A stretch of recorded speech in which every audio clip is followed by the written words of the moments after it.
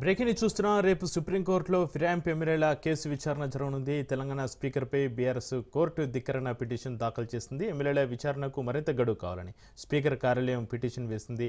అన్ని కేసులపైన సుప్రీంకోర్టు రేపు విచారణ జరపనుంది. ఎమ్మెల్యేల పార్టీ ఫిరాయింపులపై 3 నెలలు చర్యలు తీసుకోవాలని జూలై 31 సుప్రీంకోర్టు ఆదేశాలు జారీ చేసింది. ఇప్పటికే ఎమ్మెల్యేల విచారణను స్పీకర్ ప్రారంభించారు.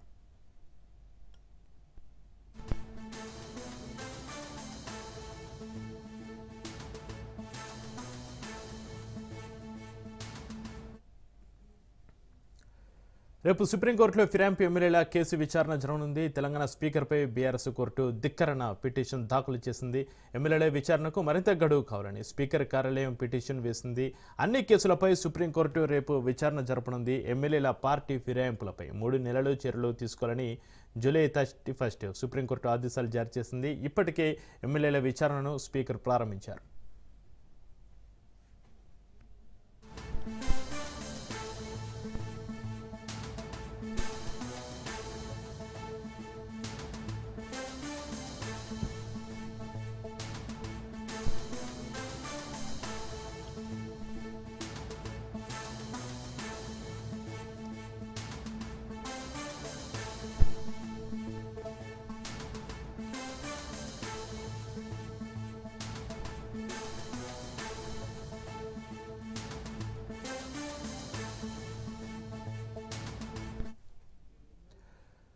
రేపు సుప్రీంకోర్టులో ఫిరాయింపు ఎమ్మెల్యేల కేసు విచారణ జరగనుంది. తెలంగాణ స్పీకర్ పైన బీఆర్ఎస్ కోర్టు ధిక్కరణ పిటిషన్ దాఖలు చేసింది. ఎమ్మెల్యేల విచారణకు మరింత గడువు కావాలని స్పీకర్ కార్యాలయం పిటిషన్ వేసింది. అన్ని కేసులపైన సుప్రీంకోర్టు రేపు విచారించనుంది. దీనికి సంబంధించి మరింత సమాచారాన్ని మా ప్రతినిధి రాజు లైవ్లో అందిస్తారు. రాజు, రేపు సుప్రీంకోర్టులో ఫిరాయింపు ఎమ్మెల్యేల కేసు విచారణ సంబంధించి మీ దగ్గర ఉన్న అప్డేట్స్ ఏంటి? రాజు,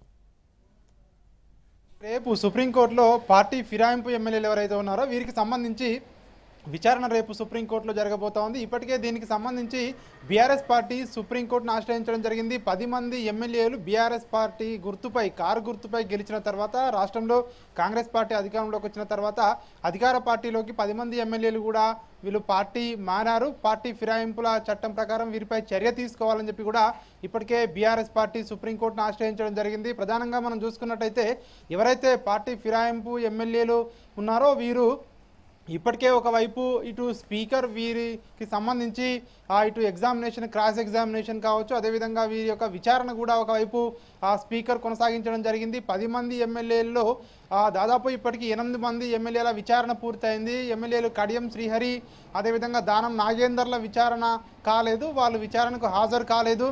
అయితే బీఆర్ఎస్ పార్టీ చెప్తా ఉంది ఏదైతే 3 నెలల వ్యవధి ఉందో ఇప్పటికే సుప్రీంకోర్టు ఇచ్చినటువంటి 3 నెలల కాలపరిమితి, అంటే జూలై 31వ తేదీన సుప్రీంకోర్టు తీర్పు ఇవ్వడం జరిగింది. ఇక్కడ ఎమ్మెల్యేల అనర్హతకు సంబంధించి అక్టోబర్ 31తో ఈ యొక్క 3 నెలల సమయం ముగిసింది. వారిపై అనర్హత వేటు వేయాల్సిందే అని చెప్పేసి కూడా BRS party working president KTR సుప్రీంకోర్టును ఆశ్రయించడం జరిగింది. సుప్రీంకోర్టు ప్రధాన న్యాయమూర్తి జస్టిస్ గవాయ్ దీనిని ఈ నెల 17వ తేదీకి, అంటే రేపటికి వాయిదా వేయడం జరిగింది.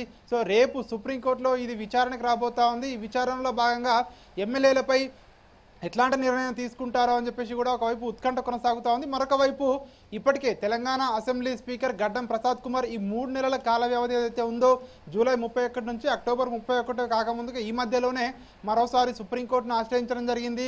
ఎమ్మెల్యేల విచారణకు సంబంధించి మరింత సమయం కావాలని చెప్పి కూడా తెలంగాణ స్పీకర్ సుప్రీంకోర్టును ఆశ్రయించడం జరిగింది.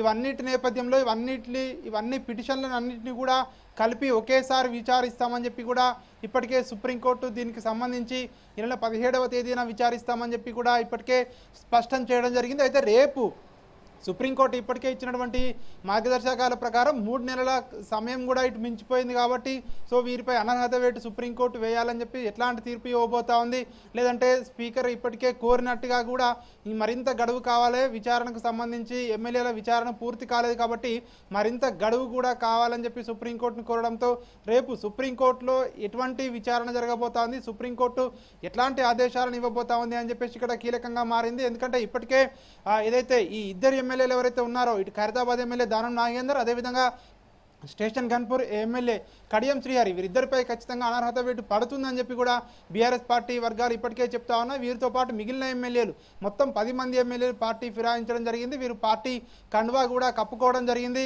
ఖచ్చితంగా వీరిపై చర్య తీసుకోవాలి, అనర్హత వేటు వేయాలని చెప్పి కూడా ఇప్పటికే వీళ్ళు సుప్రీంకోర్టు అయితే ఆశ్రయించడం జరిగింది. రేపు ఇది విచారణకు రాబోతా ఉంది. Chakri right, thank you Raju.